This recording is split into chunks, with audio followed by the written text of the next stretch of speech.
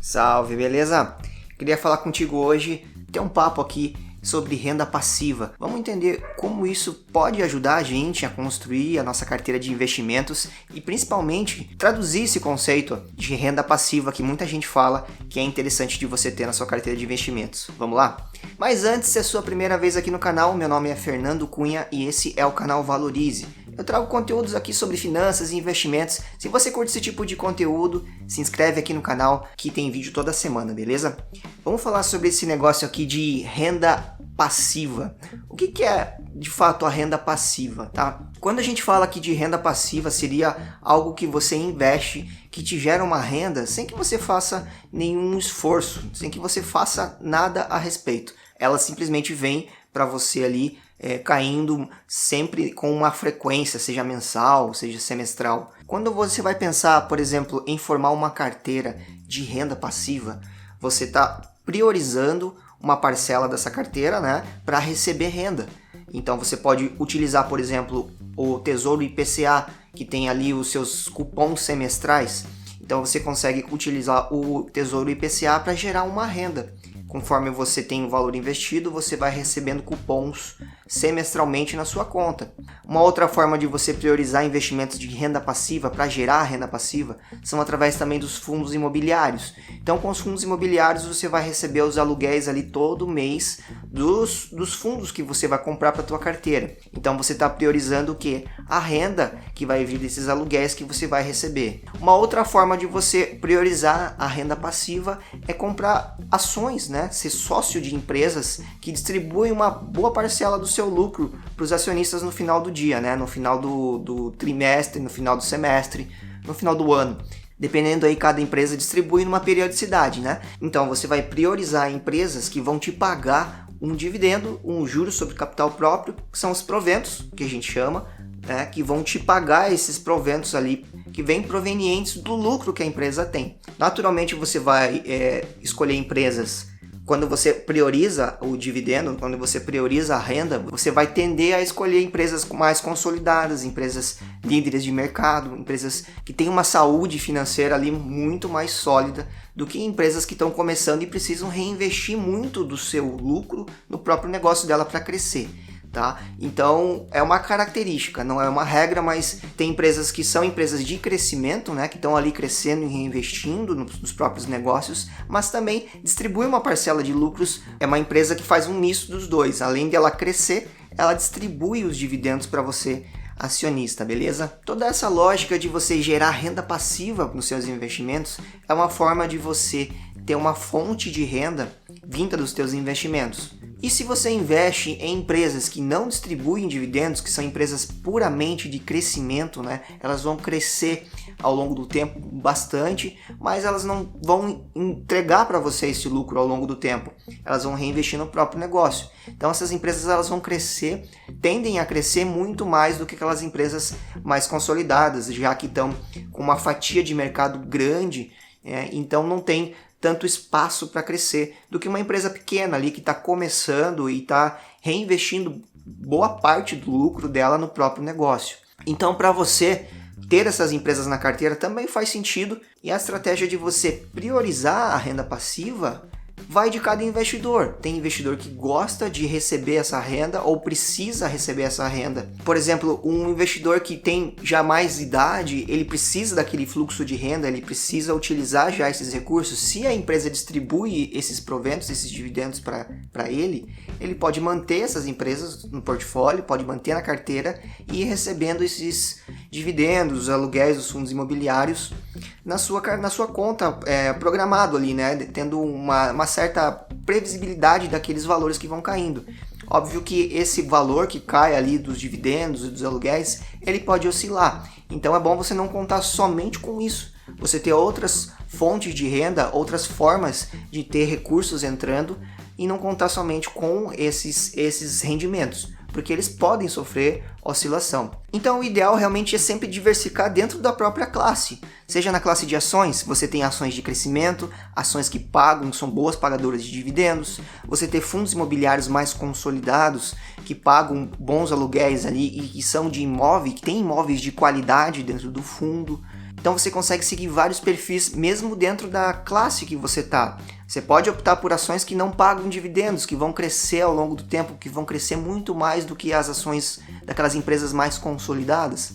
Então vai aqui da estratégia.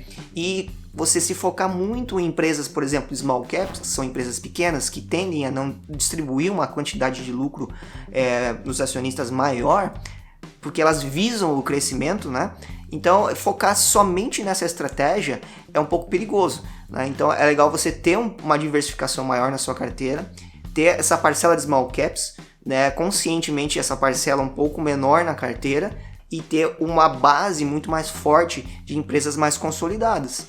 E aos poucos, dependendo do seu perfil e do risco que você quer correr, aí sim você vai adicionando empresas small caps ou então imóveis que tenham um risco maior, né? Quando a gente vê imóveis que pagam um yield, que é aquele percentual que você recebe dos aluguéis, né? Quando você vê imóveis ou fundos que distribuem uma parcela muito elevada de renda para você, naturalmente você vai observar que eles têm um risco maior. É a questão do risco-retorno. Você, por exemplo, vai investir em imóveis que têm um risco maior, você vai tender a ter um retorno maior também.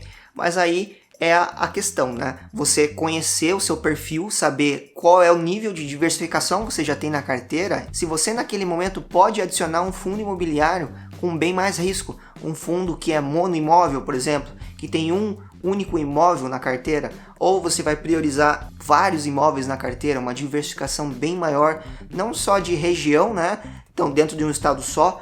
Então, um fundo que tenha um portfólio bem mais amplo, não só em um único estado, mas em vários estados. E aí a gente olha também para os fundos imobiliários, na questão dos inquilinos. Quantos inquilinos tem ali dentro daquele imóvel? A concentração, se você está tendo ali uma concentração muito grande dentro daquele fundo imobiliário, que tem um único inquilino que representa 30%, 50% da carteira. Se aquele inquilino deixa o imóvel, o impacto no fundo, né, o impacto que aquele inquilino saindo vai ter para o fundo é muito maior do que se tiver ali vários inquilinos e cada um, por exemplo, representar ali 5%, 10% do arrecadação do fundo imobiliário, né? E as ações focadas em renda passiva, você pode utilizá-las para compor a sua carteira, uma base da sua carteira. Naturalmente, você vai tender a escolher empresas mais consolidadas para colocar na sua carteira. E quando a gente fala de renda passiva olhando para o exterior, para os Estados Unidos especificamente, aí a gente tem uma gama um pouco maior. Você vai ter as ações, os estoques que são bons pagadores, a gente consegue fazer uma distinção muito maior pela gama e pela maturidade do mercado lá, de ações que pagam dividendos recorrentemente há muitos e muitos anos, com uma recorrência enorme. Você tem como construir lá nos Estados Unidos, por exemplo, um ETF somente com empresas que crescem a distribuição dos seus dividendos nos últimos 25 anos, recorrentemente, ano após ano. Então você tem lá uma gama de empresas muito maior para diversificar o seu patrimônio e muito mais sólidas. O mesmo acontece com os REITs, que são as empresas que investem majoritariamente em imóveis. Parecidos com os nossos fundos imobiliários, a gente pode comparar aqui, né, porque investem no mesmo ramo, mas lá eles são empresas, não são fundos.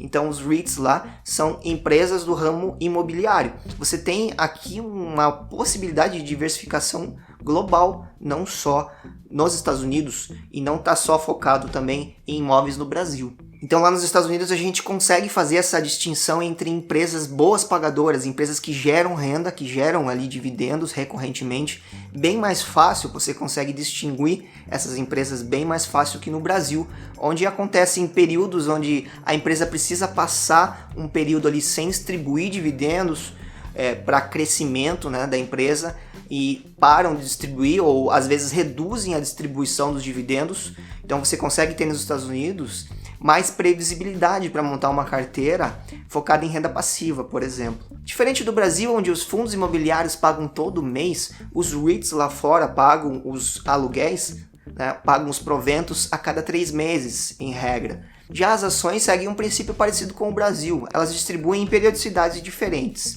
E a gente tem também os ETFs, que são os fundos de índice que seguem ali um benchmark, né? Por exemplo, o S&P 500, que são as 500 maiores empresas lá dos Estados Unidos, a gente pode colocar assim.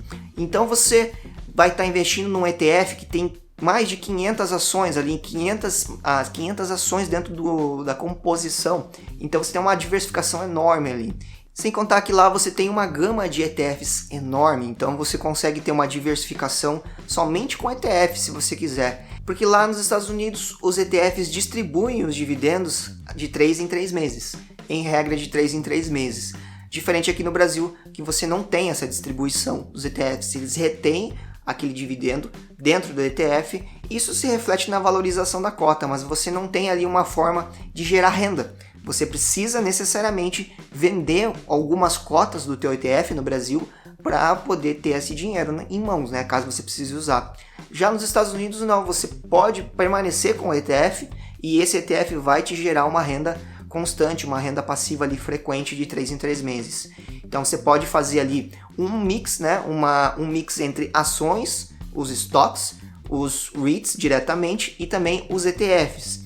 O interessante lá nos Estados Unidos é que os ETFs, você pode comprar o ETF do S&P 500, que é as 500 maiores empresas, e um ETF, por exemplo, dos REITs, né, que é um ETF que replica ali o mercado, de certa forma, o mercado, os principais REITs do mercado dentro dessa composição. Então, o ETF só de REITs.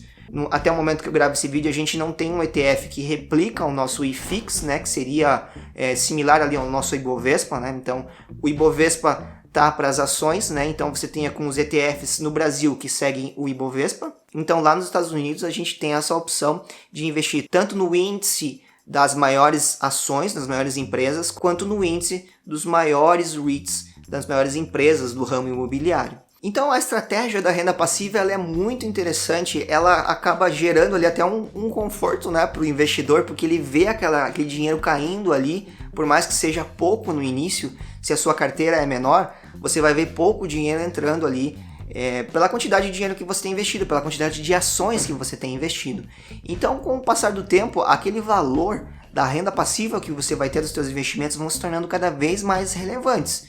Então a ideia aqui é que lá no futuro essa renda seja bem mais relevante e que possa até custear os seus custos básicos ou até o seu custo de vida total. Então quando a gente fala em renda passiva, a gente está pensando em instrumentos que fazem com que você receba uma renda frequente, seja mensal, seja trimestral, semestral, anual. Elas têm uma periodicidade de pagamento em que você, com uma gama de diversificação, com ações no Brasil, com fundos imobiliários no Brasil, você pode ter Tesouro IPCA com pagamento semestral, você pode ter lá ações no exterior, os REITs no exterior, os ETFs no exterior que pagam renda para você. Então você vai acumulando diversos instrumentos desses na sua carteira de investimentos que juntos vão gerar uma massa de dinheiro, né? Vão gerar um bolo de dinheiro que vai caindo ali para você.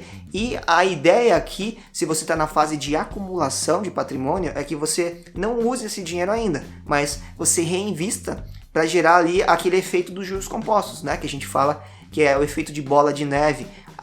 Aquela renda que vai cair para você, ela vai tender a se multiplicar com o tempo, porque você vai pegar aquela renda que está vindo dos investimentos e vai reinvestir. E o mais importante é você sempre manter também uma diversificação, você desenhar a tua carteira para entender quanto você vai ter em cada uma dessas classes aqui que eu falei para você. Essa é a ideia para você montar uma carteira sustentável para o longo prazo. Se você ficou com alguma dúvida em qualquer um dos pontos aqui que eu citei para você formar essa carteira de renda passiva, ações no Brasil, fundos imobiliários, eu falei aqui do Tesouro IPCA também, os REITs lá no exterior, os stocks, né, as ações no exterior e os ETFs também no exterior.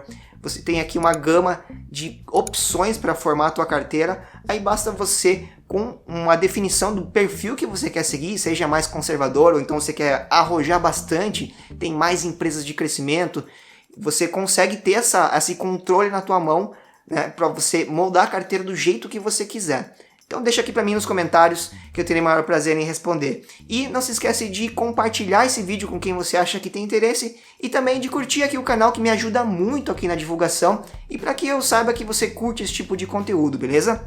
Então é isso, nos vemos no próximo vídeo, valeu!